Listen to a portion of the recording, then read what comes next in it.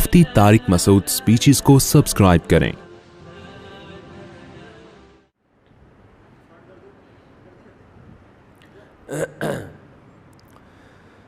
الحمد لله نحمده ونستعينه ونستغفره ونؤمن به ونتوكل عليه ونعوذ بالله من شرور أنفسنا ومن سيئات أعمالنا من يهده الله فلا مضل له ومن يضلل فلا هادي له ونشهد أن لا إله إلا الله وحده لا شريك له ونشهد أن محمدًا عبده ورسوله صلى الله تعالى عليه وعلى آله وأصحابه وبارك وسلم تسليمًا كثيرًا كثيرًا أما بعد فأعوذ بالله من الشيطان الرجيم بسم الله الرحمن الرحيم وذروا ظاهر الإثم وباطنه إن الذين يكسبون الإثم سيجزون بما كانوا يقترفون۔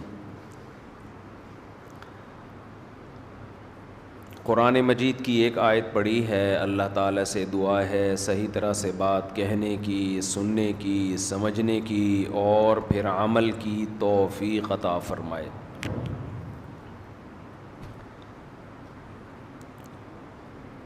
اللہ تعالیٰ نے اس کائنات کو ایک سسٹم کے تحت چلایا ہے اور انسان بھی اسی نظام کا، اسی سسٹم کا ایک حصہ ہے۔ تو ہماری جو زندگی ہے وہ بھی سسٹمیٹک ہے، ایک نظام کے تحت چل رہی ہے۔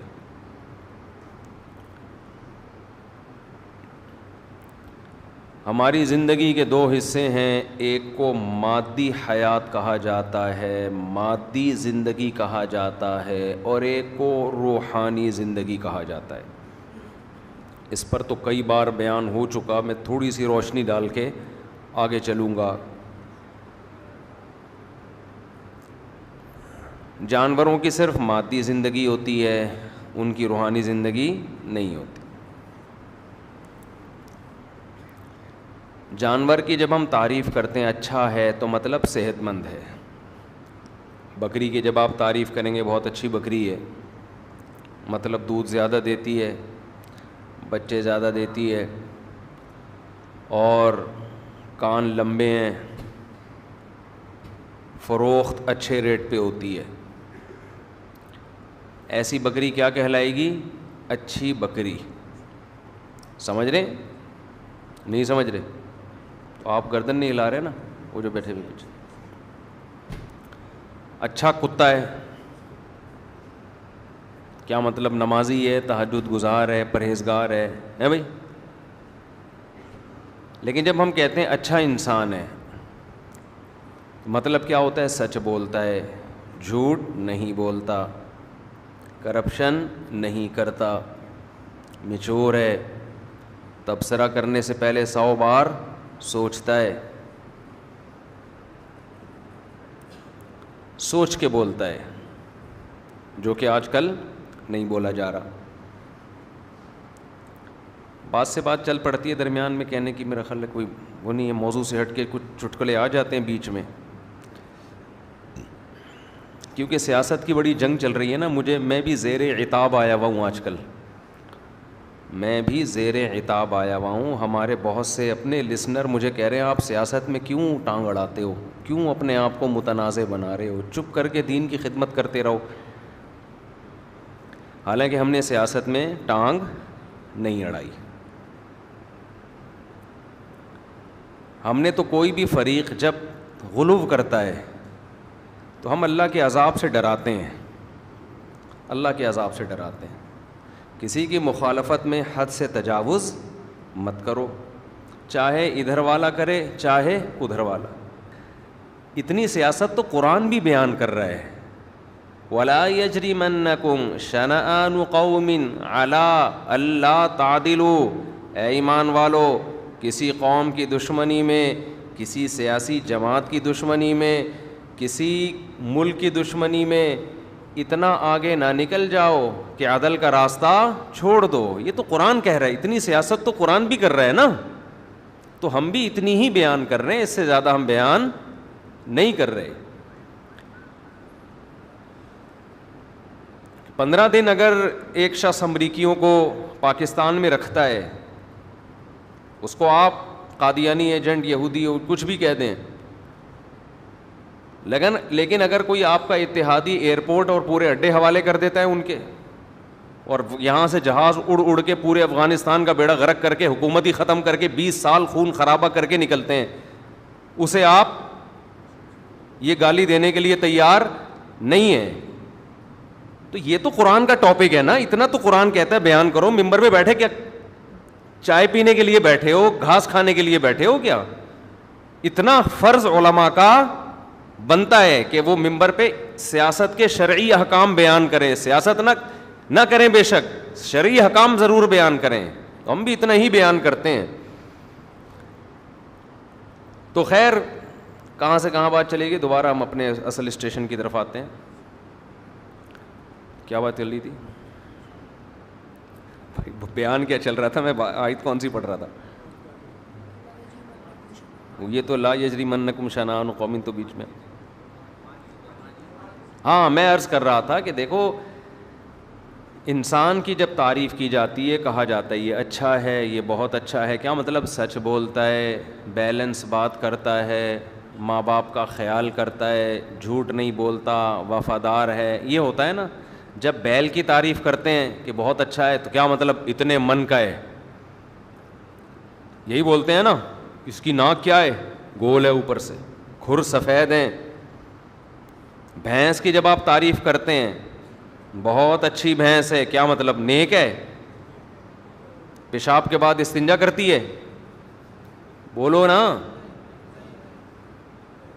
تہجد گزار ہے, وفادار ہے, دشمنی میں اعتدال سے تجاوز نہیں کرتی. نا نا نا, اچھی بھینس کا مطلب دودھ زیادہ دیتی ہے,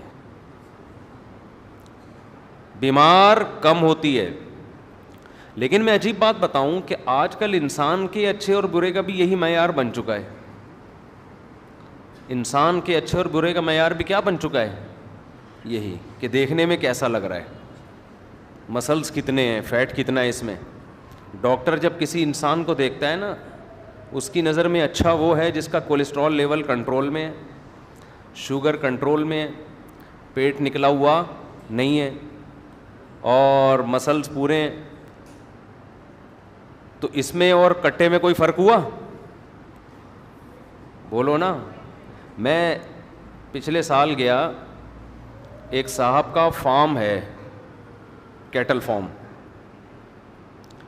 بڑے بڑے کٹے پالے ہوئے ہیں نا انہوں نے. اس کی میں نے ویڈیو بنا کے بھی ڈالی تھی یوٹیوب پہ. تو بڑے بڑے کٹے ماشاء اللہ 2-2 سال وہ تیار کرتے ہیں, ان کو کھلاتے ہیں, گھی وی پلا پہ نا زبردستی کھلایا جاتا ہے. اس پہ نیچے لوگوں نے نیگیٹو کمنٹس بھی کیے ہوئے تھے, جانور پہ ظلم ہے, زبردستی گھی کھلا رہے ہو. کھلا رہے ہیں, نوالا چھین تو نہیں رہے نا اس کے منہ سے بھائی, کھلا رہے ہیں تو کیا ہو گیا اس میں. تو بڑے اونچے اونچے کٹے تیار ہو گئے نا. تو مجھے ایک بات کا خیال آ رہا تھا, یہ جو ہمارے جم میں جاتے ہیں لڑکے, یہ بھی تو یہی کر رہے ہوتے ہیں. کیا خیال ہے؟ جم میں جو لڑکے جاتے ہیں نا, جنہوں نے مقابلے جیتنے ہوتے ہیں, ان کی بھی اسی طرح سے بھرائی ہوتی ہے باقاعدہ. پھر ورک کرتے ہیں, جتنی بھرائی ہوئی ہے اس کو یوٹیلائز کرتے ہیں نا, تاکہ فیٹ برن ہو جائے اور ماس گین ہو جائے. آپ جائیں کبھی جم میں جا کے دیکھیں. اب یہ بیٹھے ہوئے فہد, ایک دن مجھے کہتے ہیں یہ ورزش کر کے آئے لڑکا.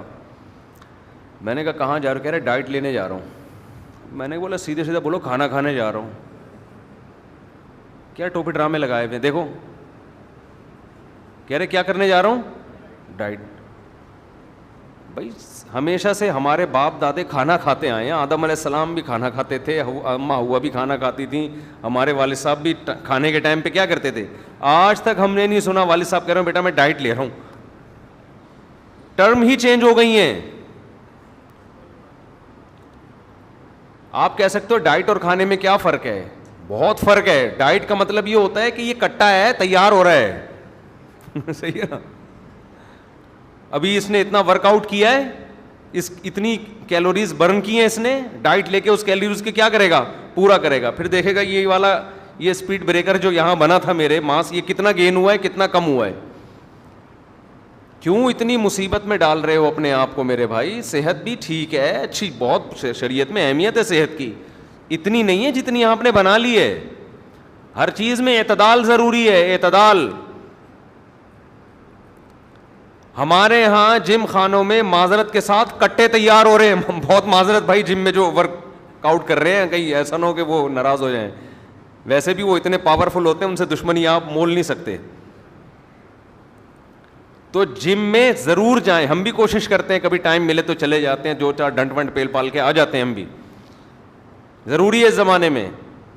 لیکن جم میں میرے بھائی اگر کٹے تیار ہو رہے ہیں تو آپ میں اور لاسانی کے کٹوں میں کوئی فرق نہیں ہے. انسان کا کی پہچان اس کے کیریکٹر سے ہے, اس کے کتنا ماس اور کتنا فیٹ, اس سے انسان کی پہچان نہیں ہے. سمجھتے ہو کہ نہیں سمجھتے ہو؟ گھنٹوں گھنٹوں لگے ہوئے ہیں. میں ایک دفعہ گیا جم میں, تو میں نے بہت ایکسرسائز کر رہے تھے نا ایک صاحب, 5 سال سے روٹی نہیں کھائی انہوں نے, 5 سال سے روٹی نہیں کھائی, کیونکہ گندم سے انہوں نے کہا کہ ماس موٹا ہوتا ہے, فیٹ پیدا ہوتا ہے. کھجور کھاتے تھے, وہ بھی 2-3 صبح کے وقت, اور پتہ نہیں کیا کچھ ایسی خوراک. 5 سال روٹی, یار آدمی مر جائے. روٹی ایک ٹائم تو کھاؤ کم از کم. تو 5 سال روٹی نہیں کھائی, بہت ایکسرسائز, 2-3 گھنٹے میں دیکھتا تھا مسلسل. جب بھی آؤ نا تو وہی لگے ہوئے ہوتے تھے. اب یہ والا, اب یہاں سے بڑھانا ہے, اب دیکھ دیکھ کے اپنے آپ کو کس طرح سے فٹ کرنا ہے. تو اچھا, گرمیوں میں اتنا پسینہ نکلتا تھا ان کے, انہوں نے کہا میں فیٹ کو برن کر رہا ہوں ابھی. پھر سردیوں میں الٹا سسٹم. اللہ کی قدرت کوئی, پھر ایک دم مارکیٹ سے شارٹ ہو گئے نا. کئی دنوں بعد مجھے ملے, میں نے کہا خیریت؟ کہہ رہے ہیں یار میں ایسا بیمار ہوا کہ میں تو مرنے لگا تھا, وہ اللہ نے بچا لیا مجھے. میں نے کہا یار کیا فائدہ, 5 سال روٹی نہیں کھائی, نتیجہ کیا نکلا؟ بیمار ہو گئے, اور وہ جو رہی صحیح صحت تھی اس سے بھی گئے. یہ چیزیں اللہ کے ہاتھ میں ہیں, اس میں انسان اپنے اوپر ان چیزوں کو مسلط نہ کرے. دیکھو ورزش کے ہم آپ سے زیادہ قائل ہیں. میں تو سمجھتا ہوں کہ اس زمانے میں نماز روزے کی طرح فرض ہونی چاہیے ورزش. صحت بنانا بھی ضروری ہے نا, لیکن آپ یہ فرق ہی ختم کر دیں کہ انسان میں اور حیوان میں فرق کس چیز کا ہے, تو یہ غلط ہو جائے گا. تھوڑی سی جاگنگ کر لیا کریں روزانہ, تھوڑی سی واکنگ, 1-8 گھنٹہ واکنگ کر لیں, کبھی کبھار جم جا کے تھوڑا سا ویٹ اٹھا لیں تاکہ مسل میں تھوڑی طاقت برقرار رہے. ہم نے جم جانا کیوں شروع کیا؟ اس لیے نہیں شروع کیا کہ ہم کوئی بلڈر بننا چاہتے تھے. مجھے یاد ایک دفعہ میں پانی کی بالٹی اٹھا کے یہاں سے وہاں لے کے جا رہا تھا تو میری کمر میں پین شروع ہو گیا. میں نے کہا یار یہ تو ہم بچپن میں ایسے اٹھا کے رکھتے تھے, کیونکہ بہت عرصے سے وزن نہیں اٹھایا نا. تو ہم لوگ اب جب سے مولانا بنے, مدرسہ, مسجد, تو میں نے ایک دن ایسے بالٹی اٹھائی ہے, تو میں نے کہا یار یہ تو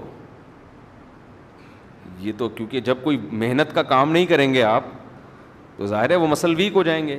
تو یہ سوچ کے ہم نے کہا تھوڑا وزن اٹھاؤ, تھوڑا یوں کرو, کچھ نہیں ہوتا, تنکے پہ 2 بٹن لگا کے اٹھاؤ, وزن اٹھاؤ. لیکن یہ ہماری ینگ جنریشن کو سمجھنا بہت ضروری ہے کہ میرے بھائی صحت اس دنیا میں مقصد نہیں ہے. گورے کیا کرتے ہیں, جم میں لوگ بتاتے ہیں کہ جو انگریزوں میں بلڈر بنتے ہیں نا, یہ ان کے گورنمنٹ پیسے دیتی ہے پورے بکرے کھانے کے, پورے دمبے کھانے کے, اور ان کا کام یہ ہوتا ہے سونا اور ورزش کرنا بس. اس کے علاوہ دنیا میں ان کا اور کوئی کام نہیں ہوتا. تو یہ پھر مقابلے جیتتے ہیں, پھر ہماری نوجوان نسل ان کو دیکھ کے احساس کمتری میں جاتی ہے کہ یار میں 5 سال تک اتنا ویٹ بڑھا نہیں سکا, میں 5 سال سے ایکسرسائز کر رہا ہوں, میرے مسلز ایسے نہیں ہیں, اور یہ دیکھو امریکن کو دیکھو, لندن کا آدمی ہے, یہ دیکھو کہاں سے کہاں پہنچ گیا. بھائی وہ کافر ہیں, ان کے ہاں کامیابی کا معیار اور ہے, ہمارے ہاں کامیابی کا معیار اور ہے. حضرت عمر رضی اللہ تعالی عنہ جب نبی صلی اللہ علیہ وسلم کے گھر تشریف لائے تو آپ کو دیکھا چٹائی پہ آپ سو رہے ہیں, اور گھر میں کیا, ایک مشکیزہ, ایک پیالہ, اور کچھ تھا ہی نہیں گھر میں سامان. تو حضرت عمر رو پڑے. عرض کیا کہ یا رسول اللہ, قیصر و کسریٰ کے پاس تو اتنا کچھ, اور آپ سید الانبیاء ہیں, تمام پیغمبروں کے سردار ہیں, آپ کی یہ حالت ہے غربت سے. تو آپ صلی اللہ علیہ وسلم نے فرمایا, اے عمر میں تو تجھے بڑا عقل مند سمجھتا تھا. یعنی آپ نے کیسا جواب دیا کہ یہ باتیں عمر تجھ پہ سوٹ نہیں کرتی, میں تو عقل مند سمجھتا تھا. ابھی تک یہ حقیقت تیری سمجھ میں نہیں آئی کہ ان کے لیے دنیا, ہمارے لیے آخرت. غیر مسلموں کا تو سب کچھ یہی دنیا ہے, انہوں نے تو اپنے آپ کو نمایاں کرنے کے لیے ایسا کچھ کرنا ہے کہ ہم نکھر کے نظر آئیں کہ ہم بھی دنیا میں پیدا ہوئے ہیں. مشہور ہونے کے لیے, دنیا میں نام کمانے کے لیے وہ جو چاہے, جو جس کو موقع ملتا ہے نا وہ کرتا ہے. ہمارے مذہب میں نام کمانا, اس کی کوئی ویلیو نہیں ہے اگر یہ اللہ کے لیے نہ ہو, کوئی ویلیو نہیں ہے اس کی. تو وہ تو کرتے جا رہے ہیں. تو میں خیر جلدی سے بات کی طرف آتا ہوں. دیکھو انسان کی پہچان کس سے ہوتی ہے؟ عمل سے. یہ سب چیزیں ضمنی ہیں, صحت کا خیال بھی رکھیں, اور صحت کا خیال میں صرف ایک کام کر لینا تو مزید کچھ زیادہ کرنے کی ضرورت نہیں ہے, تھوڑا کھائیں. اللہ کا واسطہ دے کے کہہ رہا ہوں, ابھی دیکھو رمضان گزرا ہے, تھوڑا کھانے کی عادت پڑ جاتی ہے انسان کو, بھوکا رہنے کی عادت پڑ جاتی ہے, بھوکا رہ لیا کریں, نہیں مریں گے انشاءاللہ. جتنی صحت بھوکا رہنے سے بنتی ہے اتنی کسی بھی چیز سے نہیں بنتی. مذہب کبھی غلط بات کہہ سکتا ہے؟ ہمارے نبی تو فاقوں سے رہتے تھے, تو کیا اللہ اپنے پیغمبر سے وہ کام کروائے گا جس سے صحت خراب ہو؟ ہے بھائی. ایک صاحب مجھے کہنے لگے کیا پیغمبروں نے کوئی ایسی چیز پی ہے جیسے ہم کیفین پیتے ہیں, کافی پیتے ہیں, چائے پیتے ہیں, اس طرح کی کوئی چیز؟ لوگ تھک جاتے ہیں نا بھائی, جب تھک جاتے ہیں تو کوئی نسوار رکھ رہا ہے تھوڑا فریش ہونے کے لیے, کوئی پان کھا رہا ہے, ہوتا ہے نا, کوئی چائے پی رہا ہے کڑک سی دودھ پتی, کوئی جناب کافی پی رہا ہے, کوئی گرین ٹی پی رہا ہے. تو ایک صاحب کو میں سمجھا رہا تھا یہ چیزیں پئیں آپ ضرور, ان پہ صحت کا لیبل نہ لگیں, یہ صحت کے لیے سب نقصان دہ ہیں, پئیں, میں منع نہیں کر رہا, آپ نسوار بھی رکھیں, آپ پان بھی کھائیں, آپ گٹکے بھی کھائیں, آپ چائے بھی پئیں, لیکن یہ نہ کہیں کہ یہ کیونکہ یوٹیوب پہ اس طرح کی چیزیں ہیں, چائے پینے سے دماغ تیز ہوتا ہے, سب بکواس ہے بالکل. دنیا کا کوئی بہت بڑا بیوقوف ہوگا جو کہے گا چائے پینے سے دماغ تیز ہوتا ہے. تو کافی پینے سے ایک کپ کافی ہارٹ کے لیے بہت مفید ہے, بالکل بکواس ہے یہ, ہارٹ کے لیے مفید, اور یہ ٹوپی ڈرامہ ہے یہ بالکل. تو وہ کہنے لگے پیغمبروں نے ایسی کوئی چیز نہیں لی. میں نے کہا یہی ان چیزوں کے نقصان دہ ہونے کی علامت ہے کہ پیغمبروں پر یہ چیزیں سوٹ ہی نہیں کرتی. سمجھ رہے ہیں نا؟ معاذ اللہ نقل کفر, کوئی توہین کا نا کلپ بنا کے چلا دے, معاذ اللہ کوئی کسی پیغمبر کے بارے میں یہ کہے کہ فلاں پیغمبر تھک گئے تھے تو وہ انہوں نے چائے پی فریش کرنے کے لیے, توہین کا عنصر نکلتا ہے کہ نہیں نکلتا؟ ایک دم ایسا لگے گا یار یہ کیسے کر رہے ہیں. اس سے پتہ دیکھو پیغمبروں کی زندگی جتنا فطرت کے قریب ہوتی ہے اتنا کسی کی زندگی نیچر کے قریب نہیں ہوتی. اللہ پیغمبروں کو وہ خوراک نہیں کھانے دیتے تو صحت کے لیے نقصان دہ ہو. یہ جو ہے نا کہ پیغمبروں کی زندگی میں ہمارے لیے نمونہ ہے, ہر چیز میں نمونہ ہے ہمارے لیے. تو پیغمبروں نے تو جب تھک گئے تو کیا کیا؟ سو گئے, آرام کیا انہوں نے. ہم چائے پی رہے ہوتے ہیں, ہم گٹکے کھا رہے ہوتے ہیں, ہم سگریٹ پی رہے ہوتے ہیں. خیر, تو میں آپ سے یہ کر رہا ہوں کہ دیکھو یہ فرق کرو, انسان کے اچھے ہونے کی ڈیفینیشن کچھ اور ہے اور برے ہونے کی ڈیفینیشن کچھ اور ہے. تو یہ صحت کا بھی خیال کریں, جم بھی جائیں, بھاگیں دوڑیں, یہ سب کریں, لیکن ہمارا مقصد نہیں ہے لیبلوکم ایکم احسن عملا. اللہ کہتے ہیں میں نے تمہیں اس لیے پیدا کیا, میں آزمانا چاہتا ہوں تم میں اچھا عمل کس کا ہے. تو اچھا جس کو اللہ اس کے رسول نے اچھا کہا وہ ہمیں بننا پڑے گا. اب میں یہ تو تمہید تھی، میں اصل موضوع کی طرف آتا ہوں. اب دیکھو اچھا بننے میں کچھ چیزیں رکاوٹیں بنتی ہیں، تو میں آج اس ٹاپک پر تھوڑی سی بات کروں گا. اچھا بننے میں بولو نا کچھ چیزیں رکاوٹ بنتی ہیں، تو ہم ان چند چیزوں کو آج تھوڑا سا اس پہ تبصرہ کریں گے. کٹا بننے میں کوئی چیز رکاوٹ نہیں بنتی، اچھا بننے میں بنتی ہیں، ٹھیک ہے نا. تو اگر آپ جم جا کے کٹا بننا چاہیں ایسا گول سا، تو بھی کچھ چیزیں رکاوٹ تو اس میں بھی بنتی ہیں، لیکن وہ زیادہ خطرناک چیزیں نہیں ہیں. تو وہ والا اچھا بننا چاہیں جس کو کٹا کہا جاتا ہے وہ تو کوئی مسئلہ نہیں ہے. لیکن اگر آپ سچی مچی کا اچھا بننا چاہیں گے تو اس میں چند چیزیں رکاوٹ بنتی ہیں. ظاہر ہے جب تک آپ رکاوٹوں کو دور نہ کریں آپ کبھی بھی منزل تک نہیں پہنچ سکتے. سمجھ رہے ہیں کہ نہیں سمجھ رہے؟ آپ کا ہدف کیا ہے؟ اچھا بننا، ہدف کٹا بننا نہیں ہے. تو جب آپ کا ہدف اچھا بننا ہے، اس کے لیے پیدا کیا اللہ نے آپ کو، تو اچھے کی ڈیفینیشن سمجھنا ضروری ہے. اس پر کئی بیانات ہو چکے ہیں اچھے کی کیونکہ ہمارے یہاں بہت سے لوگوں کو یہ پتہ نہیں اچھا کا مطلب کیا ہوتا ہے. تو اچھے کی ڈیفینیشن بھی پتہ چل گئی. اب اچھا بننے میں چند چیزیں رکاوٹ بنتی ہیں، ان کو خوب اچھی طرح سے کھوپڑی میں بٹھا لیں. قرآن جگہ جگہ کہتا ہے آپ کی اچھی راہ میں رکاوٹ سب سے پہلے آپ کا نفس بنتا ہے، آپ کی اپنی چاہتیں. سمجھتے ہو؟ بہت سے گناہ ہم کرتے ہیں دل چاہ رہا ہے.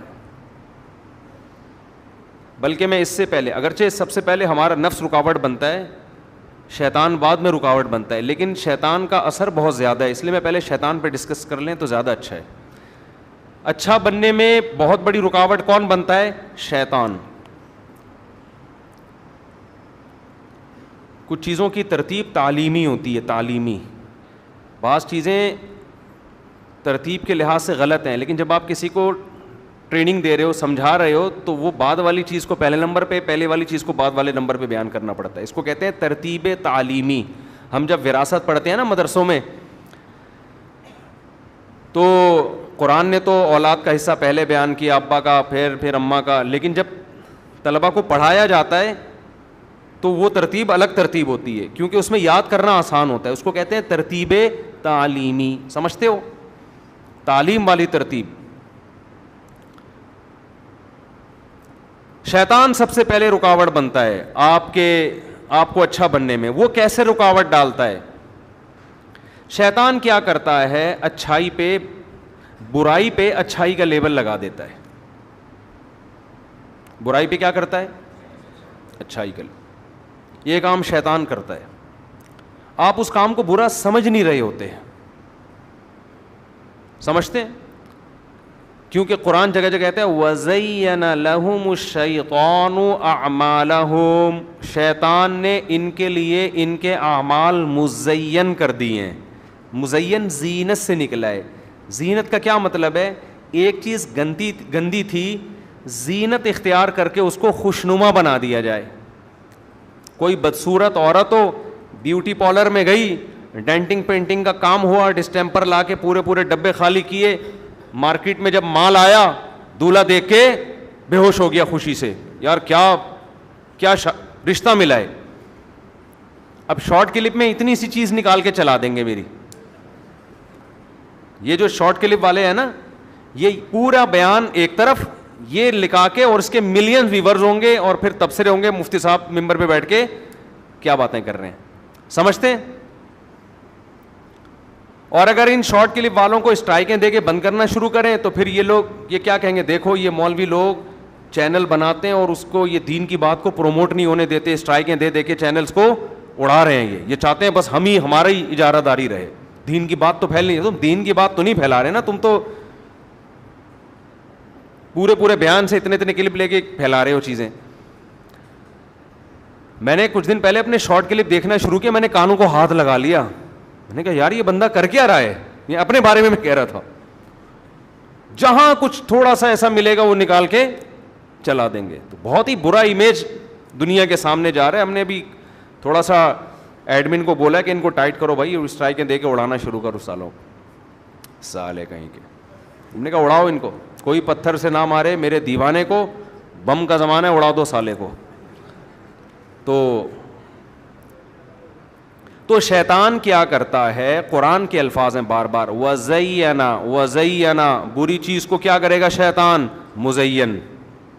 آپ جب گناہ کرنے لگو گے تو ضمیر روکتا ہے انسان کا, یار غلط کام ہے مت کر. شیطان دلائل لے کے اس غلط کو آپ کی نظر میں صحیح کر دے گا, حالانکہ وہ دین نہیں ہوگا, وہ آپ کی خواہشات ہوں گی. عیسائی کیوں تباہ ہوئے, شیطان کے کہنے پہ. دیکھو عیسائیوں میں گمراہی کیسے آئی ہے. انہوں نے کیا کیا, جب ایک ہی بات سب کر رہے ہوتے ہیں نا تو پھر آپ کی ویلیو ختم ہو جاتی ہے. سب اچھی باتیں کریں گے تو جو زیادہ اچھی کر رہا ہو لوگ اس کی طرف جائیں گے نا, تو آپ کیا کرو گے پھر. تو آپ کو کوئی نئی چیز مارکیٹ میں لانی ہوتی ہے, کوئی ایسی انوکھی تحقیق لاؤ کہ سارا کراؤڈ آپ کی طرف آ جائے. یہ بعض مذہبی لوگوں میں, یہ بیماری بعض مذہبی لوگوں میں ہوتی ہے, اور ہوتی صرف مذہبی لوگوں میں ہی ہے یہ, جو دین کے نام پہ اس طرح کر رہے ہوتے ہیں کہ یار اگر آپ وہی بات کرو جو سارے کر رہے ہیں تو وہ تو کر رہے ہیں نا. اب جناب پروفیسر غامدی صاحب اگر یہ کہتے حضرت عیسیٰ علیہ السلام آسمانوں پہ زندہ ہیں, قرب قیامت میں نازل ہوں گے, تو لوگ کہتے تو سارے علماء یہ بات کر رہے ہیں, تو بہت اچھی بات ہے, تو یہ بات تو ہم علماء سے پوچھ لیں گے, ٹھیک ہے نا. وہی باتیں کر رہے ہوتے جو سارے کر رہے ہیں, تو کون جانتا ان کو. تو آج کل کچھ اسکالرز ایسے ایک دم سے کوئی نئی چیز لے کر آئیں گے, پوری دنیا کے کان کھڑے ہو جائیں گے, سب کلک کریں گے. وہ میں نے ایک بیان کیا تھا نا, ایک مفتی نے فتویٰ دیا کتا حلال ہے, ایک دم دھڑا دھڑ وہ لوگ آنا شروع ہوئے. بھائی اس نے کہا میں مناظرہ کروں گا, کتا حلال ہے, ساری دنیا. اس نے کہا بھائی مجھے بڑے بڑے مولویوں کو لے کر آؤ, میں ثابت کروں گا ان کے سامنے کتا کیا ہے, حلال ہے. لوگوں نے دلائل پوچھے, اس نے کہا پورا مناظرہ ہوگا اس میں ثابت کروں گا. مناظرہ ہوا اور پوری دنیا میں مشہور ہو گیا. اس نے کہا بھائی کتا تو حرام ہے, مجھے تو کوئی جانتا وانتا تھا نہیں. میں نے کہا اسی طرح سے میں, تو یہ ہوتا ہے چیلنج کرتے رہو, آ جاؤ آ جاؤ, آ گیا تو مارکیٹ سے شارٹ. لیکن مشہور تو ہو گئے نا آپ, دنیا کو پتہ چل گیا بھائی یہ بھی کوئی صاحب ہے دنیا میں. تو شہرت کے لیے ایک بہترین طریقہ یہ ہوتا ہے کہ آپ ایسا کام کرو جو کوئی بھی نہیں کر رہا. مشہور لوگوں کا نام لے لے کے ان پہ رد کرنا شروع کر دو, تو یہ خود بخود آپ کی دکان اور آپ کا چورن بکے گا مارکیٹ میں. بھائی دودھ کی دکانیں بہت ساری ہیں, آپ نے بھی کھول لی تو کوئی خریدے گا آپ سے. آپ وہاں چرس کی دکان کھولو, پھر دیکھو دھڑا دھڑ بکے گی. وہ کام کرو جو دوسرے نہیں کر رہے. تو عیسائیوں میں وہی ہوا جو آج مذہبی لوگوں میں ہو رہا ہے. عیسائی لوگ حضرت عیسیٰ کی سیرت پہ بیان کرتے تھے, سیرت کے ان کے ہاں بھی جلسے ہوتے ہوں گے. بھائی حضرت عیسیٰ علیہ السلام روح اللہ ہیں, حضرت عیسیٰ علیہ السلام کلیمت اللہ ہیں, اللہ نے بغیر باپ کے پیدا کیا, اللہ کے مقرب ہیں, اللہ نے ان کے ہاتھ پہ یہ معجزے ظاہر کیے. تو یہ بات تو سارے خطیب کر رہے تھے. تو کچھ خطیبوں نے کہا کچھ ایسا لے کر آؤ مارکیٹ میں جو دوسرے نہیں کر رہے, تاکہ لوگوں کے اندر سے سبحان اللہ نکلے. تو کہیں ایک خطیب نے تقریر کر دی ہوگی کہ حضرت عیسیٰ جو ہیں وہ اللہ کے بیٹے ہیں. پہلی دفعہ تو لگا ہوگا یار یہ کچھ زیادہ ہو گئی, لیکن سبحان اللہ لوگوں نے, آج دیکھ لیں نا فیس بک پہ خطیب کیسے کیسے حضرت علی کے فضائل بیان کر رہے ہیں جو کسی کائنات میں کسی بشر نے کبھی سنے نہیں ہوں گے. اللہ میں اور حضرت علی میں کوئی فرق چھوڑا ہی نہیں ہے. تو مبالغہ غلو, لوگ اندر سے سبحان اللہ. لوگوں کو چاہیے گرم محفلیں, کچھ رلاؤ, کچھ ہٹ کے, ذرا ہٹ کے. رکشے کے پیچھے لکھا ہوتا ہے نا ذرا ہٹ کے, کبھی دیکھا آپ نے؟ ٹرکوں کے پیچھے لکھا ہوتا ہے ذرا ہٹ کے. یہ بڑا یعنی وسیع مفہوم ہے اس کا, کچھ نیا ہو جائے. تو یہاں سے کیا ہوا, وَزَيَّنَ لَهُمُ الشَّيْطَانُ أَعْمَالَهُمْ, شرک کی بنیاد شروع ہوئی ہے. شیطان نے ان جاہلوں کے لیے عمل کو مزین کیا کہ بھائی ہم اللہ کی توہین نہیں کر رہے, ہم تو پیغمبر کی تعظیم کر رہے ہیں. حالانکہ پیغمبر کی تعظیم کم اور اللہ کی توہین زیادہ ہو رہی ہے. مجھے ایک بات بتاؤ, ہم جب یہ کہتے ہیں کہ محمد صلی اللہ علیہ وسلم حاضر ناظر ہیں, تو یہ پیغمبر کی تعظیم نہیں ہو رہی, یہ اللہ کی توہین ہو رہی ہے کہ جو صفت اللہ کی تھی اس میں آپ نے نبی کو اللہ کے ساتھ شریک کر لیا. ہم جب یہ کہتے ہیں کہ اللہ نے پیغمبر کو اختیارات دے دیے ہیں, آپ پیغمبر سے بھی مانگ سکتے ہیں, تو یہ پیغمبر کی تعظیم نہیں ہو رہی, یہ اللہ کی توہین. کہ پہلے تو لوگ سمجھتے تھے ہم سب اللہ کے در کے محتاج ہیں, کچھ مانگنا ہو اللہ کے سوا کسی سے نہیں مانگ سکتے. اب آپ نے اللہ کے در سے ہٹا کے کہاں لگا دیا؟ نبی کے در سے مانگنے کی بھی اجازت دے دی. تو یہ توہین کس کی ہو رہی ہے؟ یہ اللہ کی. لیکن شیطان اس کو یہ نہیں کہتا اللہ کی توہین, شیطان نے اس شرک پہ لیبل لگا دیا نبی کی تعظیم کا, اور جو اس نظریے کو نہ مانے وہ توہین رسالت کا مرتکب, اور جو اس نظریے کو مانے وہ گویا پیغمبر کا ماننے والا. تو انتہائی بڑا جرم جس کو شرک کہا جاتا ہے, اس پہ شیطان نے لیبل کیا لگا دیا؟ تعظیم نبی. سمجھ میں آ رہی شیطان کی حرکتیں؟ نہیں آ رہی میرا خیال ہے. شیطان کوئی چھوٹی موٹی چیز نہیں ہے, بہت بڑی فلم ہے شیطان. ہم جب چھوٹے تھے نا تو کسی کا جب ہم نے مذاق اڑانا ہوتا ہم کہتے ہیں یہ آدمی انگلش فلم ہے, 3 گھنٹے کی انگلش فلم ہے گانوں کے ساتھ. کسی نے کہا ایک دن, میں نے کسی سے پوچھا کہ یار یہ کیا مطلب, یہ تم یہ کہہ رہے ہو یہ آدمی انگلش فلم میں 3 گھنٹے کی گانوں کے ساتھ, کیا مطلب؟ اس نے کہا ایک تو انگلش فلم 3 گھنٹے کی نہیں 2 گھنٹے کی ہوتی ہے, دوسرا اس میں گانے نہیں ہوتے. تو یہ ایسی فلم ہے جو ہے 3 گھنٹے کی, انگلش بھی ہے اور 3 گھنٹے کی ہے اور گانے بھی ہیں اس میں, تو فلم کی بھی فلم ہو گئی نا. یہ سمجھتے ہو کہ نہیں سمجھتے؟ تو یہ کام کیا کرتا ہے شیطان, یہ صبح و شام شیطان کا یہ کام ہے انتہائی. یعنی وہ کام جس کے لیے حضرت عیسیٰ نازل ہوئے, پیدا ہوئے, حضرت عیسیٰ نے ماں کی گود میں کہا اعبدوا اللہ ربی و ربکم, میں آیا ہوں دنیا میں اس لیے. حالانکہ دودھ پیتا ہے بچہ جب گواہی دیتا ہے وہ تو ایک معجزہ ہے نا, کہہ رہے میں اس لیے آیا ہوں تم غلامی کرو اللہ کی, جو تمہارا بھی رب ہے اور میرا بھی رب ہے. جو پہلا پیغام دنیا میں لے کے آئے, عیسائیوں نے اسی پیغام کی دھجیاں اڑا دیں اور لیبل کیا لگایا, عیسیٰ جو اللہ کے پیغمبر ہیں ہم ان کو پروٹوکول دے رہے ہیں, عزت دے رہے ہیں. نہیں آئی بات سمجھ؟ اس کی میں ایک آسان مثال دیتا ہوں کہ مشرک کرتا کیا ہے. دیکھو, آپ کے والد صاحب کا نام تھا سلیم. سلیم اب لینے میں کوئی نہیں کیونکہ باپ عزت دے رہا ہوں نا اس نام کو میں. پڑوس میں کوئی صاحب رہتے تھے سبکتگین, پڑوس میں کوئی صاحب رہتے تھے, کیا نام تھا ان کا؟ سبکتگین. آپ سے کسی نے پوچھا آپ کے فادر کون ہیں, آپ نے کہا سبکتگین صاحب. اب لوگ کہیں گے یار آج تک تو ہم نے سنا تھا سلیم صاحب آپ کے فادر ہیں, یہ تو ان کی انسلٹ کر رہے ہو آپ کہ ابا جو اوریجنل ابا ہیں ان کو ابا نہیں کہہ رہے, سبکتگین جن سے آپ کا کوئی رشتہ نہیں ہے ان کو کیا کہہ رہے ہو؟ فادر کہہ رہے ہو. آپ جواب میں کہتے ہیں اصل میں سبکتگین صاحب کے مجھ پر اتنے احسانات ہیں میں ان کو پروٹوکول دے رہا ہوں, باپ والی عزت دینے کے لیے کہہ رہا ہوں کہ وہ کیا ہے میرے باپ ہیں, تو میں ان کی عزت کر رہا ہوں, رسپیکٹ کر رہا ہوں. لوگ کہیں گے کمبخت تو ان کی ایسی رسپیکٹ جس میں اپنے ابا کی توہین ہو رہی ہے, تو پہلے تو ابا ہے نا. ابے بھائی سبکتگین کو ایسی عزت کیوں دے رہا ہے کہ جو تیرے سچی مچی کے ابا ہیں ان کی انسلٹ ہو رہی ہے. جب فادر کا پوچھا جائے گا تو کس کو فادر کہا جائے گا؟ سچی مچی کے ابا کو کہا جائے گا نا.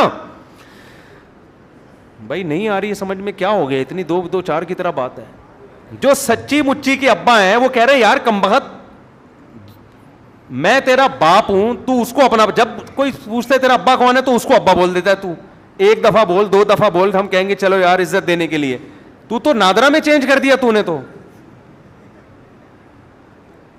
اب ابا آپ پر غصہ ہو رہا ہے تو آپ کہہ رہے ہیں ابو دیکھیں میرا مقصد آپ کی انسلٹ نہیں ہے, میرا مقصد ہے سبکتگین صاحب کو رسپیکٹ دینا. ابا مان لے گا یہ بات؟ ابا کہے گا بھائی تو سبکتگین کو ایسی رسپیکٹ کیوں دے رہا ہے جو میرا خاصہ ہے, یہ عزت تو ان کو دے رہا ہے لیکن جوتا کس پہ لگا رہا ہے؟ یہ مجھ پہ مار رہا ہے جوتا, یہ میری توہین کر رہا ہے, میری بھی اور تو اپنی ماں کی بھی توہین کر رہا ہے.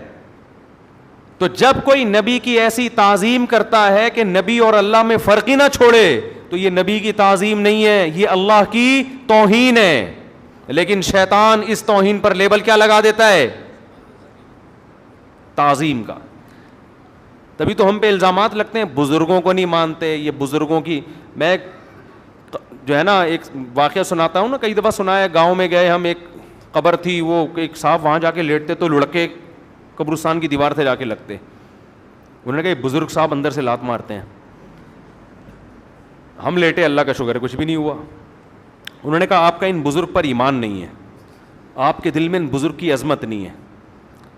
میں نے کہا ہمارے دل میں ان بزرگ کی عظمت ہے, اسی وجہ سے ہم کہتے ہیں بزرگوں کا کام قبروں میں بیٹھ کے لاتیں مارنا نہیں ہے. یہ جو لاتیں لگ رہی ہیں یہ شیطان ہے جو یہ کر رہا ہے, یہ بزرگ نہیں کر رہے, یہ شیطانی تصرف ہے جو قبر پہ ہو رہا ہے. لیکن ہمیں کہتے ہیں کہ یہ بزرگوں کو نہیں مانتے, یہ قبروں کو نہیں مانتے, یہ قبروں سے ان چیزوں کے قائل نہیں ہیں. ہم قبر کو ایسا ماننا جس میں اللہ کی توہین ہونا شروع ہو جائے. وَأَنَّ الْمَسَاجِدَ لِلَّهِ فَلَا تَدْعُوا مَعَ اللَّهِ أَحَدًا. قرآن کہتا ہے سجدہ گاہیں اللہ کے لیے ہیں, اللہ کے ساتھ کسی کو مت پکارو. کمال کی بات ہے یہ آیت محراب پہ لکھی ہوتی ہے کہ مسجدیں اللہ کے لیے ہیں, اللہ کے ساتھ کسی کو نہ پکارو, اور ایک طرف یا اللہ مدد اور دوسرے کونے پہ یا رسول اللہ مدد. آیت لکھی ہوئی ہے کہ اللہ کے ساتھ کسی کو مت پکارو, اور آپ اسی آیت کی دھجیاں اڑا رہے ہو کہ یا اللہ مدد بھی اور ادھر یا رسول اللہ مدد بھی. تو آپ تو اسی وقت اللہ کے ساتھ اللہ کے رسول کو پکار رہے ہو. تو شیطان کیا کرتا ہے, یہ جو شیطان نے حضرت نوح علیہ السلام کی قوم کو تباہ کیا شرک پھیلا کر, وہاں بھی یہی کام کیا. ان لوگوں نے اس دور میں 5 بڑے بڑے بزرگ تھے, ود, سوا, یغوث, یعوق, نصر, جن کا سورہ نوح میں ذکر ہے. یہ بزرگ جب دنیا سے گئے, انہوں نے کہا بڑے پیارے لوگ تھے, اللہ کے محبوب بندے تھے, ان کے پتلے بنا کے ہم رکھتے ہیں, ان کے سامنے ہم جھکیں گے, خوش اللہ ہوگا کہ میرے محبوب بندوں کو خوش کر رہے ہو. تو آپ جب کسی کے دوست کو خوش کرتے ہیں تو دوست خوش ہوتا ہے نا. یہ اپنی طرف سے انہوں نے ایک لاجک گڑھ لی کہ بھئی یہ اللہ کے نیک بندے تھے, تو اب یہ تو دنیا سے چلے گئے, تو ان کی مورتیاں بنا کے ہم جب ان کے سامنے جھکیں گے مدد اللہ ہی کرے گا, یہ نہیں کریں گے. اللہ نے کہا میں نے کب کہا ہے کہ ان کے سامنے جھکو تم, لیکن قوم کی سمجھ میں یہ بات نہیں آ رہی. اللہ کہہ رہے میرے سامنے جھکو, مجھ سے مانگو. وہ کہتے تھے نہیں اللہ ان کے ذریعے مدد کرے گا, کیونکہ یہ اللہ کے نیک بندے, اللہ نے ان کو اختیارات دے دیے ہیں. اللہ کہتا ہے میں اپنے نیک بندوں کو جنت تو دیتا ہوں, اختیارات نہیں دیتا. کسی کی بگڑی بنانے کا اختیار کسی بزرگ کے پاس نہیں ہے, اپنا نہیں ہے تو دوسرے کا کہاں سے آ گیا. اصل میں مسئلہ یہ ہے کہ یہ باتیں یہاں ہوں کر رہے ہوتے ہیں, لیکن جب مسائل میں آتے ہیں نا تو جاتے بزرگوں کے پاس ہی ہیں. یہ بڑے ٹیکنیکل, عاملوں کے پاس جاتے ہیں, قبروں کے پاس جاتے ہیں. وہ ایک صاحب نے مجھے فون کیا کہ میرا آدھا دھڑ فالج زدہ ہے, میں بہت ٹینشن میں ہوں, ہر طرح کا علاج کرا لیا ٹھیک نہیں ہو رہا. مجھے کسی نے کہا فلاں بزرگ کے مزار پہ جاؤ تو یہ والا بھی ٹھیک ہو جائے گا, باقی یعنی یہ آدھا دھڑ ٹھیک ہو جائے گا. میں نے کہا جن بزرگ کی آپ بات کر رہے ہیں ان کے دونوں دھڑ کام بولو نہیں کر رہے, تبھی تو ان کو قبر میں اتارا ہے. اگر ان کا آدھا دھڑ صحیح ہوتا, آدھا صحیح نہ ہوتا, تو ان کو غسل کفن دے کے قبر میں دفن کرتے. اموات غیر احیاء, قرآن کہہ رہے ہیں مردہ ہیں, یہ زندہ نہیں ہیں. وما یشعرون ایان یبعثون, انہیں یہ بھی نہیں پتا کہ ہمیں دوبارہ زندہ کر کے کب اٹھایا جائے گا. اسلام نے عقیدے کے معاملے میں ایسا کلیئر عقیدہ بیان کیا ہے کہ انتم الفقراء الی اللہ, اے لوگو سب اللہ کے در کے محتاج.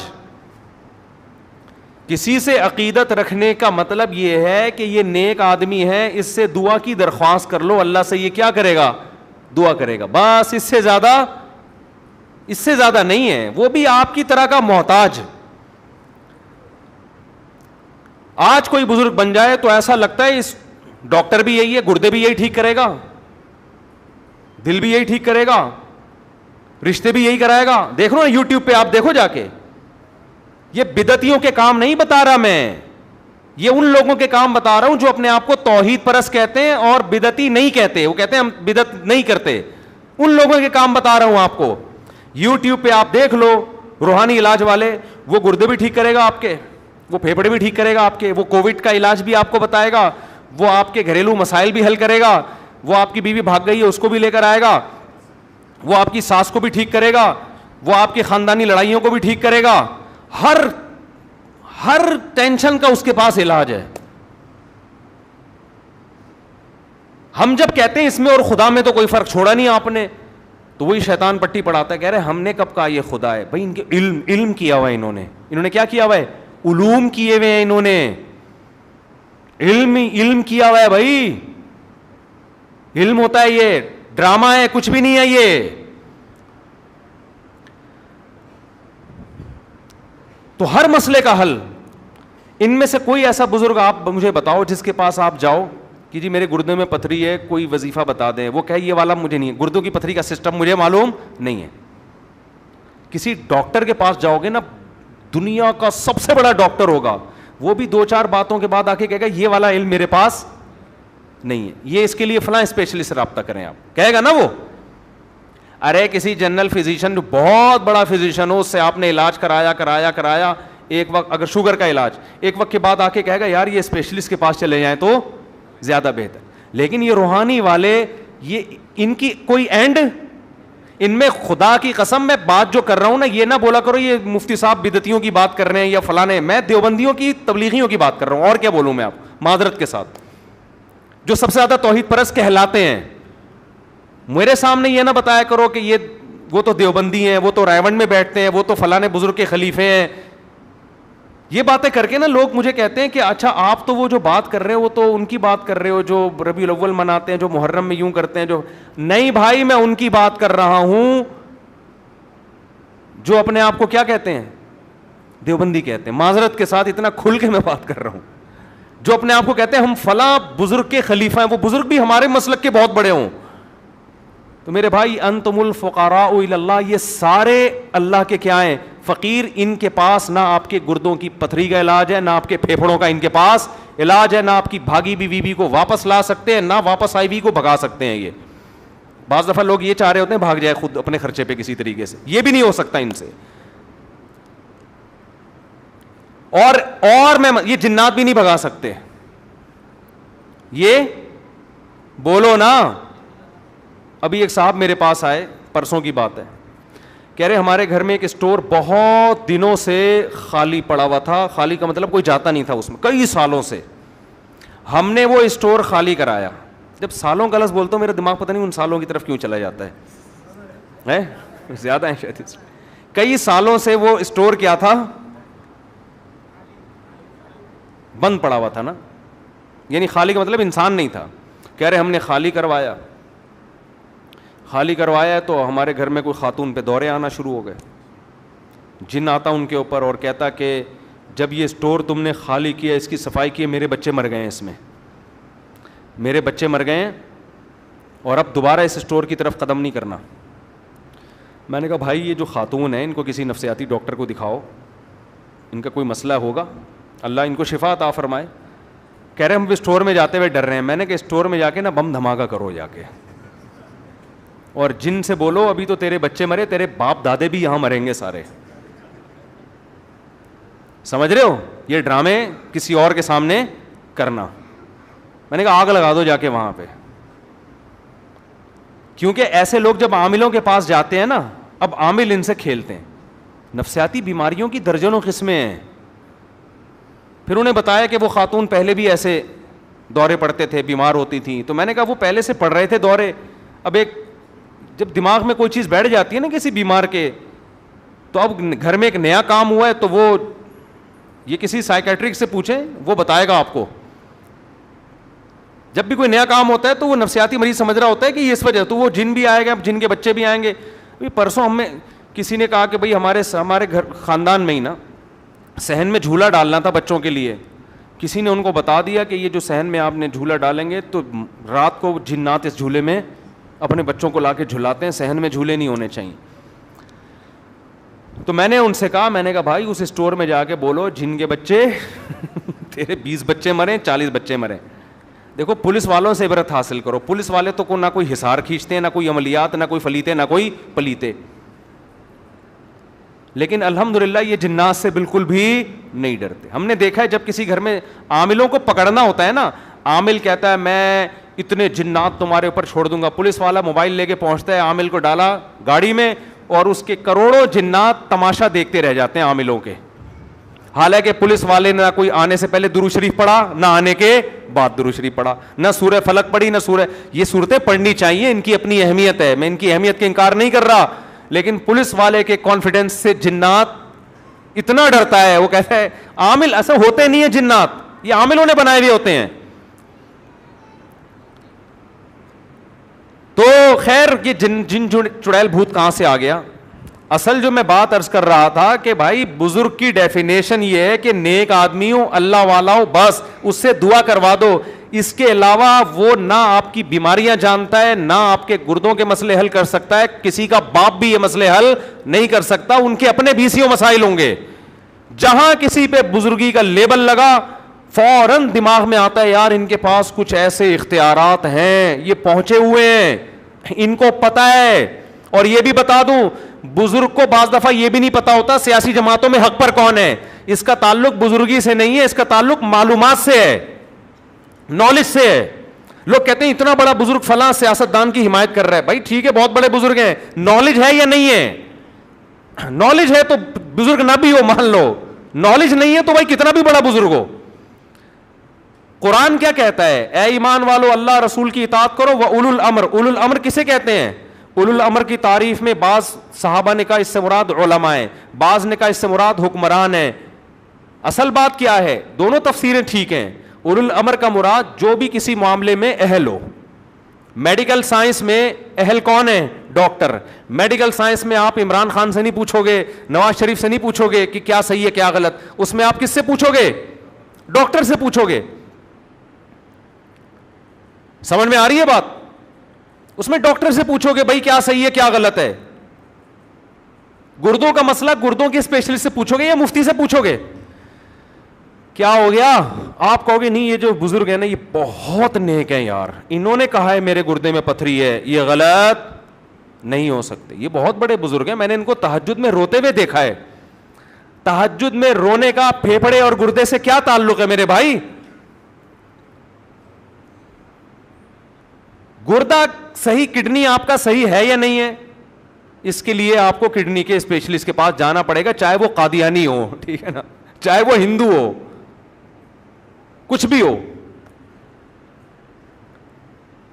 آغا خان ہاسپٹل کے ایک بہت بڑے سینئر ڈاکٹر آئے, بڑی داڑھی تبلیغی ماشاءاللہ, بڑا اللہ نے ان کے چہرے پہ نور, اور کڈنی کے اسپیشلسٹ تھے یا ہارٹ اسپیشلسٹ تھے مجھے بھی یاد نہیں, ملاقات کے لیے آئے. میں نے کہا آغا خان ہاسپٹل تو کوئی مذہبی ہاسپٹل نہیں ہے, لیکن ڈاکٹر میں نے وہاں بڑے بڑے داڑھیوں والے دیکھے ہیں. انہوں نے کہا بھائی آغا خان کا جو ہدف ہے علاج ہے. ان کا ہدف کیا ہے؟ کہ بھائی لوگوں کو اچھا علاج ملے. اس کے لیے وہ یہ نہیں دیکھتے کہ اس کی داڑھی ہے یا ٹوپی ہے یا تبلیغ میں وقت لگاتا ہے یا تہجد گزار ہے. کہتے ہیں بھائی اپنی فیلڈ کا ماہر ہے لے آؤ. سمجھتے ہو؟ یہ فیلڈ کا ماہر ہے, ہمیں اس سے کیا, یہ تبلیغ میں وقت لگاتے ہیں نہیں لگاتے, درود شریف پڑھتے ہیں نہیں پڑھتے, ہمیں اس سے کیا ہے؟ کیونکہ ان کا ہدف, ان کا ایک خیال یہ ہے کہ بھائی علاج اچھا ہونا چاہیے, اس پہ کمپرومائز نہیں کرنا. تو بڑی لاجک کی بات ہے یا نہیں ہے؟ لاجک کی بات ہے. لیکن یہ لاجک کی بات ہمارے ہاں جب ہم اپنے بارے میں سوچتے ہیں تو پھر یہ لاجک ہماری کیا ہو جاتی ہے؟ ختم. تو اس لیے میں جلدی سے بات کو سمیٹ کے ختم کرتا ہوں, پھر اگلے مہینے اگلے ہفتے انشاءاللہ ہم اسی ٹاپک کو لے کے آگے چلیں گے. وہ رکاوٹیں جو ہے نا اچھا بننے میں, کیا کیا چیزیں بنتی ہیں, رکاوٹیں. ان رکاوٹوں میں پہلی رکاوٹ چل رہی ہے, ٹھیک ہے. وہ رکاوٹ کیا ہے؟ شیطان. وہ شیطان کیا ہے؟ فلم. کون سی فلم ہے؟ 3 گھنٹے کی انگلش فلم ہے. کس کے ساتھ؟ گانوں کے ساتھ. یہ یاد کر لینا آپ لوگ, سمجھتے ہو؟ تو یہ کس طرح سے فلم ہے, اس نے کس طرح سے لوگوں کو گمراہ کیا, برائی پہ اچھائی کا لیبل لگایا. تو ہمارے ہاں بھی یہ جو عاملوں کے پاس بزرگ ہونے کی وجہ سے عقیدت میں لوگ جا رہے ہیں کہ یہ بہت یہ بھی یہ شیطان کی تصرفات ہیں, چھوڑ دو, یہ تمہارے جیسے انسان ہیں, ان کے اپنے مسائل حل نہیں ہوتے, تمہارے مسائل بھی یہ لوگ حل نہیں کر سکتے. تو وقت بھی پورا ہو گیا, ابھی کتنی دیر لگے گی آپ لوگوں کو؟ 4 منٹ. اب 4 منٹ میں کیا بات کروں میں؟ اچھا, نماز کے بعد تھوڑی دیر مسائل کا سیشن ہوگا, اس میں جو بیٹھنا چاہے بیٹھ سکتا ہے, جانا چاہے جا سکتے ہیں. تو شیطان کا حربہ کیا ہے؟ برائی پہ لیبل لگائے گا اچھائی کی. اس کی ایک آدھ مثال اور دے کے پھر ہم اگلے ہفتے انشاءاللہ آگے چلیں گے.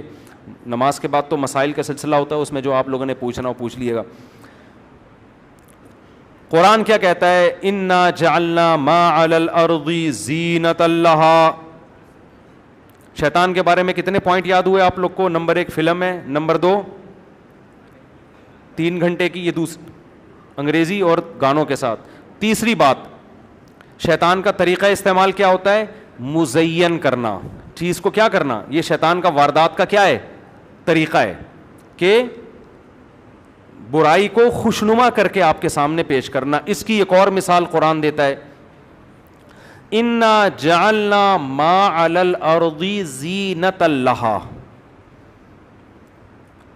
اللہ فرماتے ہیں جو کچھ زمین کے اوپر ہے نا، یہ ہم نے دنیا والوں کی نظر میں مزین کر دیا ہے. دار فانی ہے، ختم ہونے والی ہے، یہ چیز نظر نہیں آتی ہمیں کہ یہ دنیا تھوڑے دنوں میں ختم.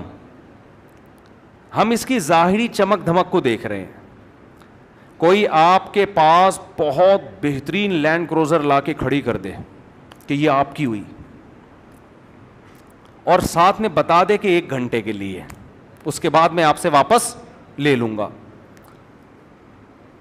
اور کان میں بول کے بھی گیا اور لکھ کے بھی دے دیا پیپر پہ نا کہ یہ جیب میں رکھ لو. آپ نہ اس پیپر کو دیکھ رہے ہو، نہ اس کی بات کو یاد کر رہے ہو، بس آپ میری لینڈ کروزر لے لے کے ساری گلی محلے میں گھوم رہے ہو آپ، اور فخر کر رہے ہو یار یہ گاڑی کس کی ہے؟ میری گاڑی.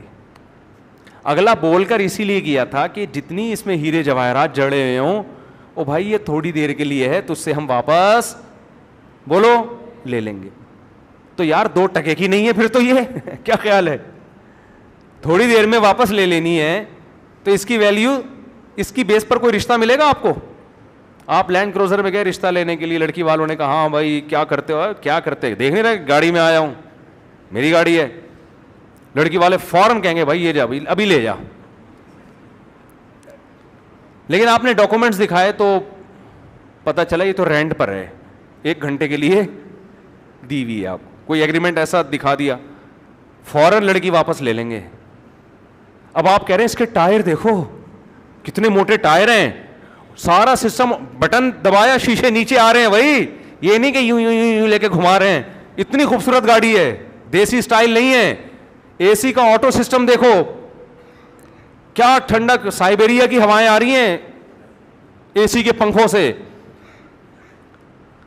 وہ اگلا کہے گا بھائی یہ تو اس کو نا بی ایم لے آ، تو لینڈ کروزر چھوڑ کر. جب یہ کمبخت تیری ہے ہی نہیں، آپ کہہ رہے ہو میری ہے، خدا کی قسم میری ہے، وہ کہہ رہے ہیں کتنی دیر کے لیے تیری. تو یہ کام شیطان کراتا ہے.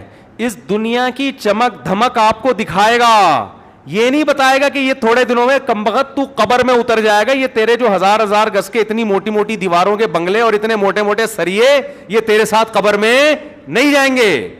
ابھی تیرے چشمہ جو لگائے آگے یہ نمبر بڑھے گا، یہ نمبر کم نہیں. شکر کر ابھی باریک چشمہ لگا ہوا ہے، تھوڑے دنوں میں اتنے موٹے موٹے چشمے آئیں گے تیرے. ابھی تو اس پہ رو رہا ہے کہ میرے بال سفید کیوں ہو رہے ہیں، تھوڑے دنوں میں اس پہ روئے گا سفید تھے تو نا.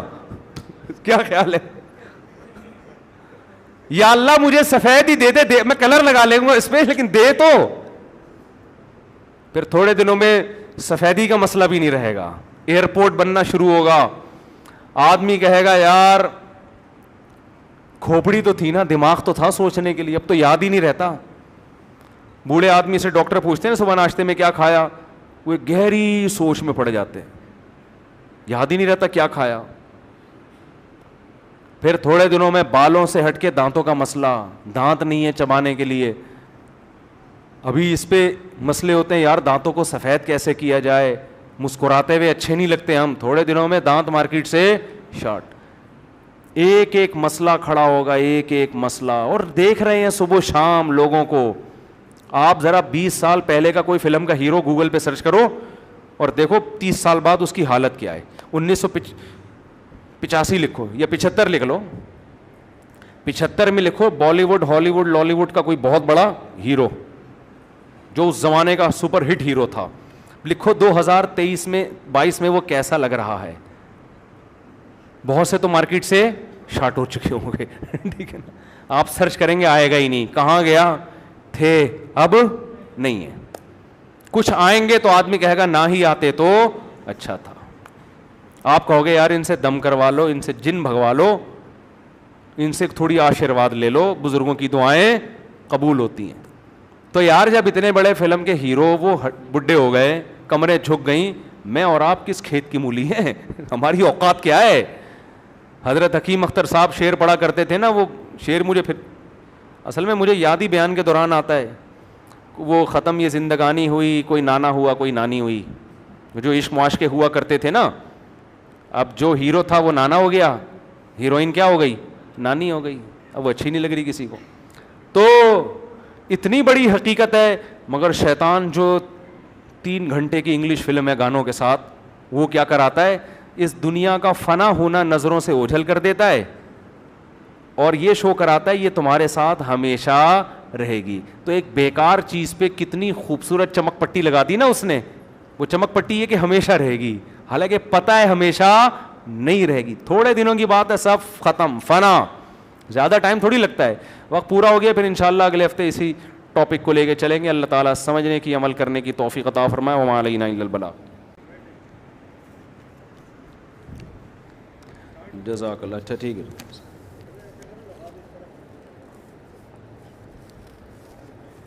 بہت ٹھنڈا ہے بھائی, چلیں اب تو پی لیا. مفتی صاحب میں نکاح کرنا چاہتا ہوں, شہوت سے دماغ خراب رہتا ہے, گھر والے نکاح نہیں کر رہے ہیں, کیا میں ان کی مرضی کے خلاف جا کر نکاح کر سکتا ہوں؟ کر سکتے ہیں بھائی, اپنے خرچے پہ, اپنی ذمہ داری پہ بہو کو اپنا گھر دیں گے. ایسا نہ رشتہ کر کے ابا کے کھاتے میں لا کے ڈال دیا. ابا کی ذمہ داری آپ کو پال پوس کے بڑا کرنا تھا, آپ کی بیوی کو پالنا آپ کے ابا کے ذمے نہیں ہے. لوگ میرے شادیوں کی ترغیب پہ بیان سنتے ہیں, پورا نہیں سنتے, آدھا سن کے ابا کے کھاتے میں لا کے بہو ڈال دیتے ہیں.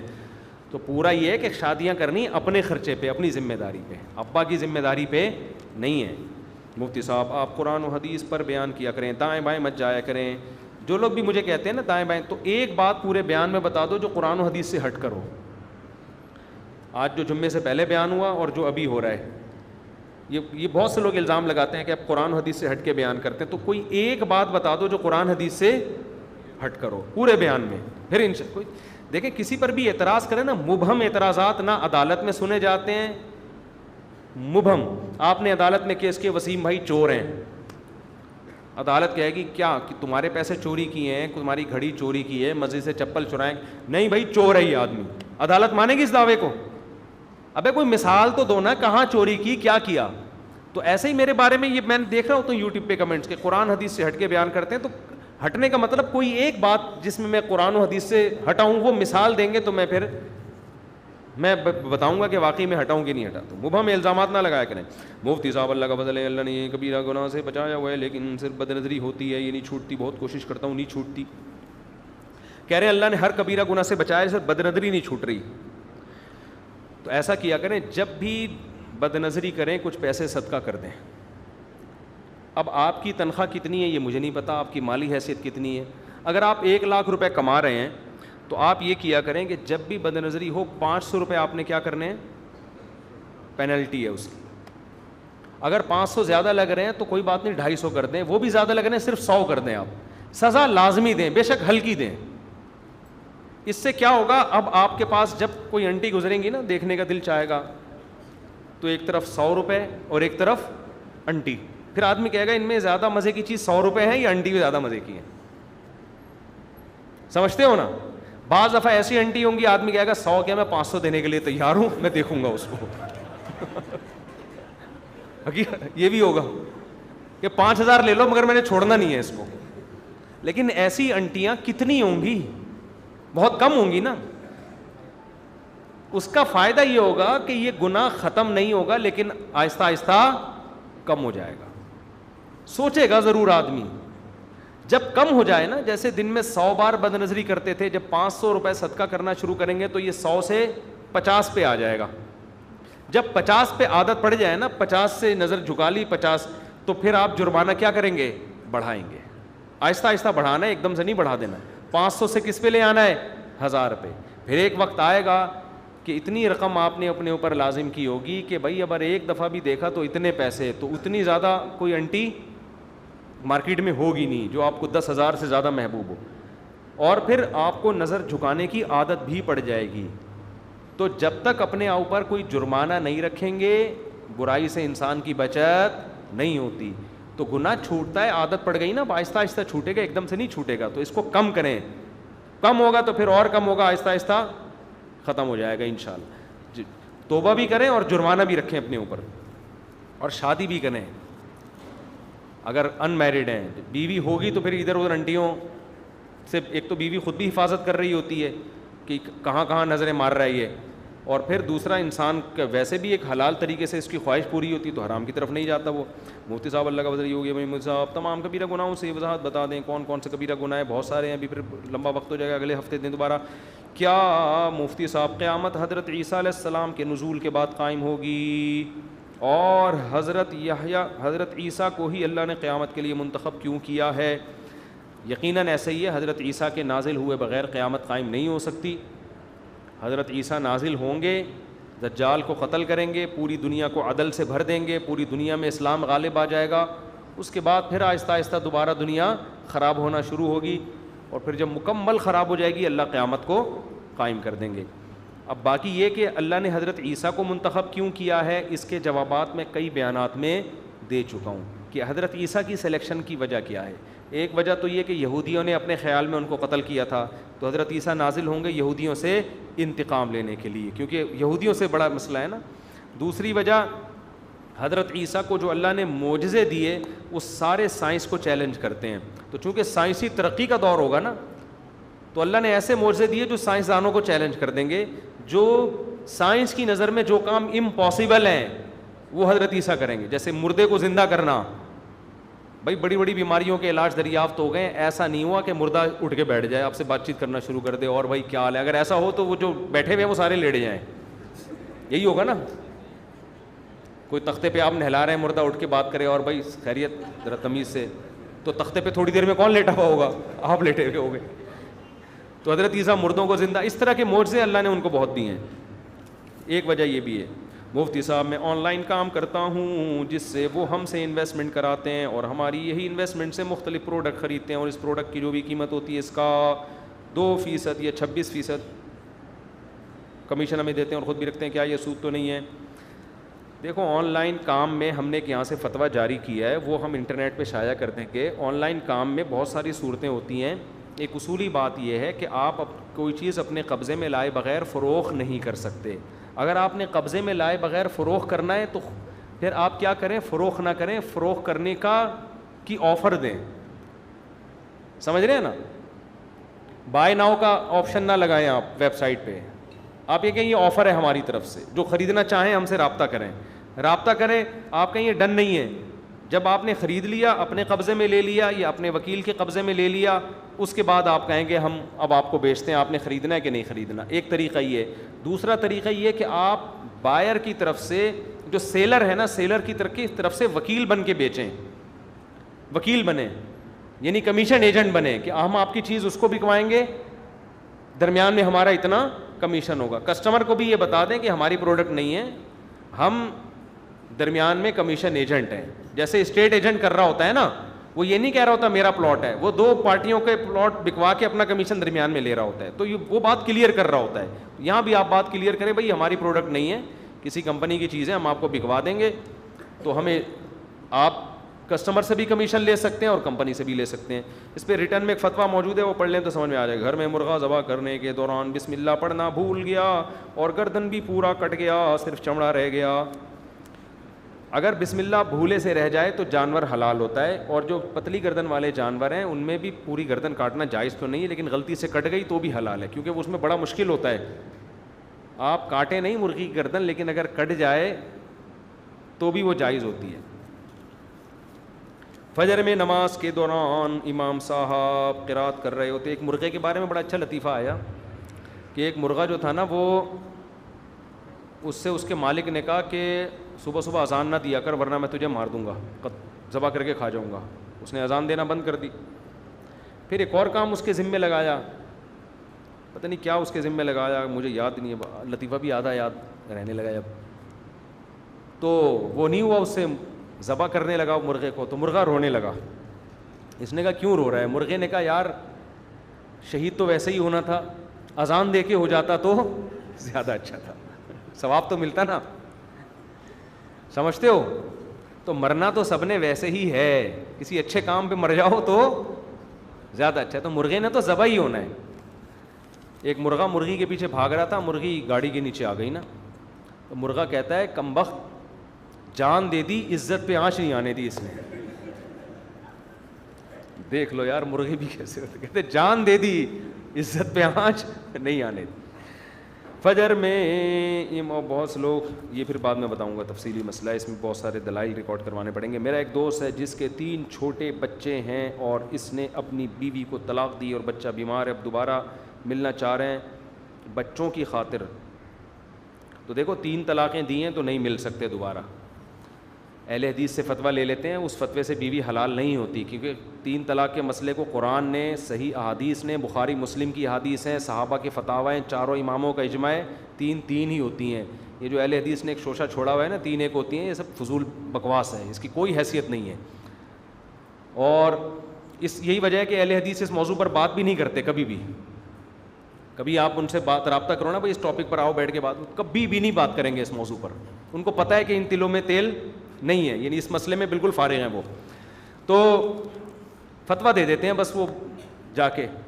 تو یہ حرام ہے, اس سے اہل حدیث سے فتویٰ لینا اس مسئلے میں بالکل حرام ہے, ناجائز ہے, اس سے بھی حلال نہیں ہوتی. 3 دے دیں تو ختم معاملہ, یہ دینے سے پہلے سوچا کرو. اور غلط کام ہے 3 طلاقیں دینا, بری حرکت ہے. لیکن جب ہو جائے نا ایک کام تو پھر اسلام کا مزاج یہ ہے کہ اب آگے کی سوچو, جو ہو گیا ہے اس پہ توبہ استغفار کرو. سمجھتے ہیں؟ یہاں تک علماء نے لکھا ہے کہ اگر آپ سے کوئی گناہ بھی ہو جائے, کوئی برائی ہو گئی, آپ اللہ سے گڑ گڑا کے ایک دفعہ توبہ کر کے اس برائی کو بھول جائیں. بار بار نہ سوچیں یار میں نے یہ کیا, اس سے کیونکہ موٹیویشن نہیں ملے گی آگے بڑھنے کی. تو جب صریح گناہ کے بارے میں یہ ہے کہ ہو جائے توبہ کر لیں تو بھول جاؤ, تو طلاق دینا اچھا کام نہیں ہے. لیکن اگر ہو گئی ہے توبہ استغفار کرو, اللہ سے معافی مانگو, میں نے غلط کیا, لیکن اب اس کو ریپیٹ نہ کرو, وہ بھول جاؤ, بولو اسی میں خیر ہوگی, بس جو ہونا تھا وہ کیا ہے, ہو گیا, بس اسی میں خیر ہوگی. آپ 2 فلسفوں کا ذکر کرتے ہیں, ذرا ان کی ڈیفینیشن بیان کر دیں. ایتھیس اور یوتھیا, یہ کیا ہے بھائی, کچھ نشاندہی ہو جائے, کیا مطلب ایتھیس اور یوتھیا؟ اچھا میرے بھائی, اچھا میرے خلاف لوگ کلپ بناتے ہیں کہ بولتے ہیں مفتی صاحب سیاست میں دخل اندازی کر رہے ہیں. تو جو کلپ بنا رہے ہیں وہ بھی تو سیاست میں ہی دخل اندازی کر کے بنا رہے ہیں نا.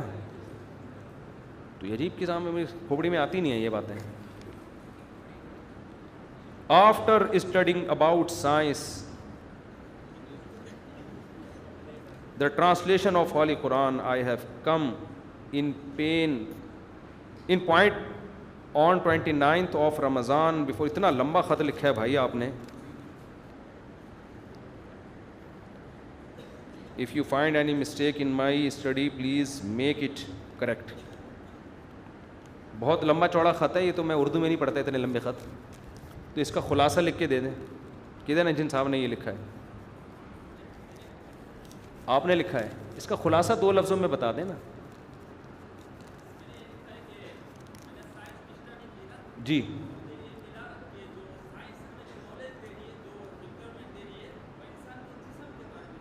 جی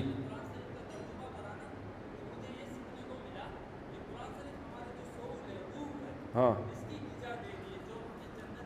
جی جی جی جی بالکل صحیح کہا آپ نے, بالکل صحیح کہا, بالکل صحیح کہا آپ نے. ایسا ہی ہے, قرآن سائنس کی کتاب نہیں ہے, خوب سمجھ لیں. کل ایک صاحب نے مجھ سے سوال پوچھا کہ بہت سے ایسے سیارے جو بعد میں دریافت ہوئے ہیں, قرآن میں ان کا تذکرہ کیوں نہیں ہے؟ قرآن نے تو انہی سیاروں کا تذکرہ کیا ہے جو عرب لوگ جن کو جانتے تھے. تو اس سے پتہ چلتا ہے یہ اللہ کا کلام نہیں, معاذ اللہ, یہ تو نبی کا اپنا کلام ہے. جو نالج تھی وہ بتا دی. اللہ کا کلام ہوتا تو اللہ ایسی باتیں بھی کرتا نا جو اس دور میں سب کو معلوم نہیں تھیں. میں نے ان کو میں نے کیا جواب دیا کہ قرآن اگر ایسے سیاروں کا تذکرہ کرتا ہے جو 1400 سال بعد دریافت ہوئے ہیں, تو عرب لوگ اس قرآن پہ ایمان لاتے یا اس کو جھٹلاتے؟ بولو نا. وہ کہتے یہ کون سی باتیں ہیں بھائی, یہ کون سا سیارہ ہے؟ تو نبی کے کام 2 ہوتے, پہلے اس کو ثابت کرنا سائنسی حقیقت کو کہ نہیں جی ایسا سیارہ بھی ہے, پھر قرآن کی صداقت کو ثابت کرنا. تو یہ دو مشکل کام ہو جاتے ہیں نبی کے ذمے. پھر آج کچھ چیزیں دریافت ہوئی ہیں جو ہو سکتا ہے ابھی 1000 سال کے بعد دریافت ہوں گی. اگر آج کی سائنسی حقائق قرآن میں ذکر ہوتے تو ہم غیر مسلم کو کہتے دیکھو بھائی یہ قرآن میں یہ لکھا ہے, حالانکہ یہ تو 1400 سال پہلے تو پتہ نہیں تھا, لیکن پہلے سے قرآن میں لکھا ہوا ہے اور آج 1400 سال کے بعد دریافت ہوا ہے. تو دیکھو بھائی اس کا نتیجہ کیا نکلتا, 1000 سال کے بعد کوئی اور نئی چیز آ جاتی جو آج دریافت بولو نا نہیں ہوئی ہے. پھر آپ کیا کرتے؟ 1000 سال بعد والا کیا کرتا؟ وہ کہتے ہیں یہ تو 1400 سال پہلے تو یہ تھا ہی نہیں اس کا تصور, یہ قرآن نے کیوں بیان نہیں کیا جو 3000 سال بعد جو چیزیں دریافت ہو رہی ہیں. تو اس کا مطلب پھر قرآن قیامت تک جتنی سائنسی چیزیں دریافت ہوں گی سب کا تذکرہ کرتا. پھر قرآن نماز روزے کی کتاب نہ رہتا, وہ سائنسی تھیوریز کا نام بن جاتا. اور ان سائنسی تھیوریز کو ثابت کرنا نبی کے ذمے کتنا مشکل کام ہو جاتا ان عربوں کو جو نہ لکھنا جانتے اور نہ پڑھنا جانتے. وہ تو اور قرآن کا انکار کرتے. لہذا قرآن نے کہا بھائی ٹاپک سے ہٹو ہی نہیں, جو ٹاپک ہے نا اس کو فوکس کرو. تو قرآن میں اتنی سائنس کا تذکرہ ہے جو اس زمانے میں جو لوگوں کو نظر آ رہا تھا, سورج چاند ستارے, اس سے زیادہ قرآن نے سائنس کے ٹاپک کو چھیڑا نہیں, کیونکہ یہ ٹاپک تو قیامت تک پھیلتا چلا جائے گا, اس کی کوئی انتہا نہیں ہے.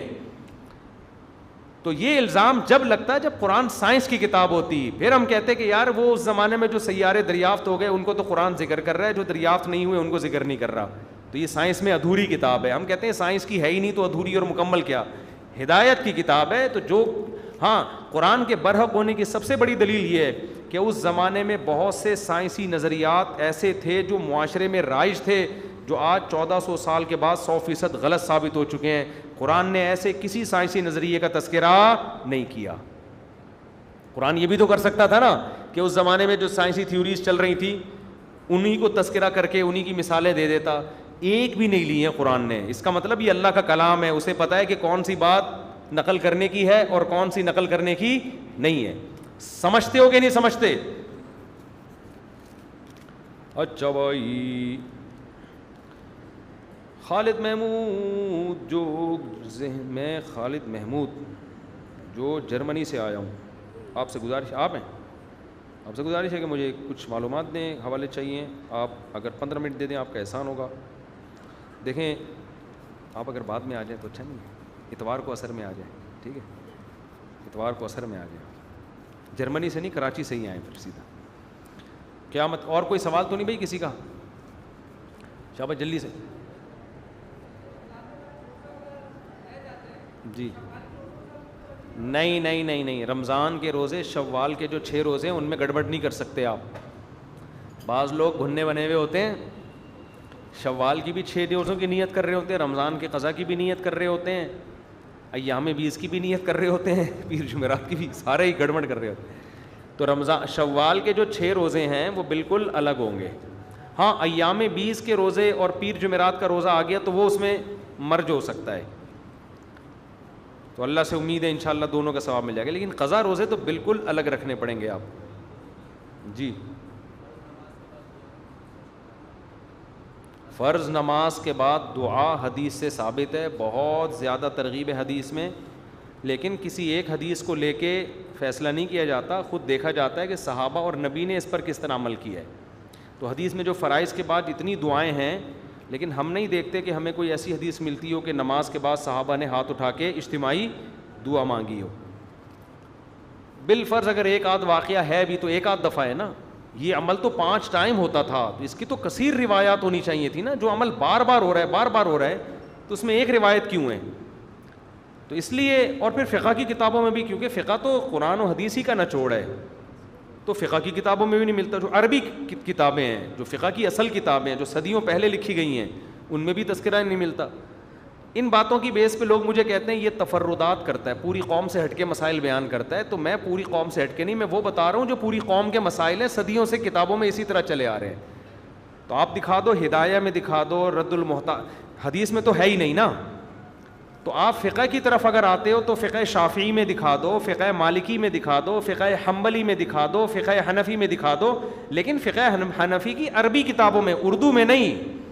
جو عربی جو فقہاء نے لکھی ہیں کتابیں, نہ فقہ شافعی کی کسی کتاب میں ملے گی اس دعا کا تذکرہ, نہ امام شافعی نے لکھا نہ امام، کیونکہ ہے ہی ملتا ہی نہیں ہے ہمیں کوئی اس کا تذکرہ.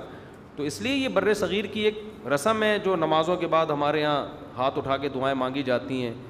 پھر اس کا خام خواہ میں دفاع بھی لوگ شروع کر دیتے ہیں, اس کو دیوبندیت کا مسئلہ بنا لیتے ہیں. تو ایسا کرو گے تو کوئی بھی نہیں آئے گا میرے بھائی, ٹھیک ہے نا, ایسا کرو گے تو کوئی بھی نہیں آئے گا. تو حضرت مفتی محمد شفیع صاحب رحمۃ اللہ علیہ, جو حضرت مفتی تقی عثمانی صاحب کے والد تھے, ان کا پورا رسالہ اجتماعی دعا کے بارے میں, وہ پڑھ لیا کریں. مجھے یہ ہوتا ہے کہ لوگ نا مجھے تختہ مشق بنا رہے ہیں یوٹیوب پہ کہ یہ الگ ہی کوئی فرقہ پیدا ہوا ہے, یہ کوئی الگ ہی چل رہا ہے. بھائی آپ اپنے اکابر کی, جو ہمارے بھی اکابر ہیں, انہی کی کتابیں اٹھا کے دیکھ لیں. حضرت مفتی محمد شفیع صاحب رحمۃ اللہ علیہ جو مفتی اعظم تھے, ان کا پورا دعا کے پر رسالہ ہے. وہ وہی باتیں کر رہے ہیں جو میں کر رہا ہوں, یعنی میں وہی باتیں کر رہا ہوں جو وہ کر رہے ہیں, الٹا ہو گیا نا, ٹھیک ہے نا, وہ بڑے ہم تو چھوٹے ہیں.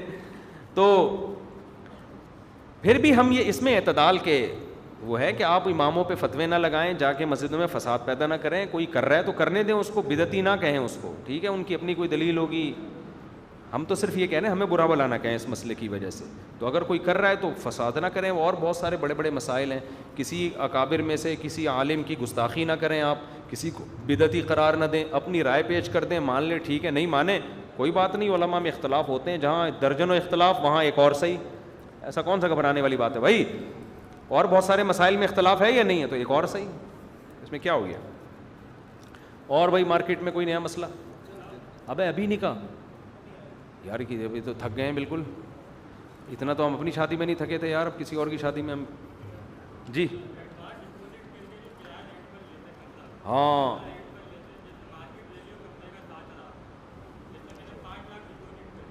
بہت اچھا, میں سمجھ گیا آپ کا سوال, میں آپ کا سوال سمجھ گیا.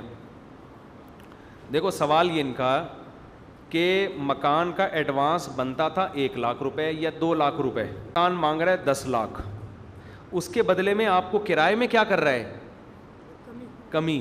یہ حرام ہے, ناجائز ہے, سمجھتے ہو, کیونکہ اصل میں وہ قرضہ لے رہا ہے, اس قرضے کے بدلے میں آپ کو سہولت دے رہا ہے, اس قرضے کے بدلے میں آپ کو سہولت دے رہا ہے کہ مارکیٹ ویلیو سے بہت کم پہ آپ کو مکان دے رہا ہے وہ.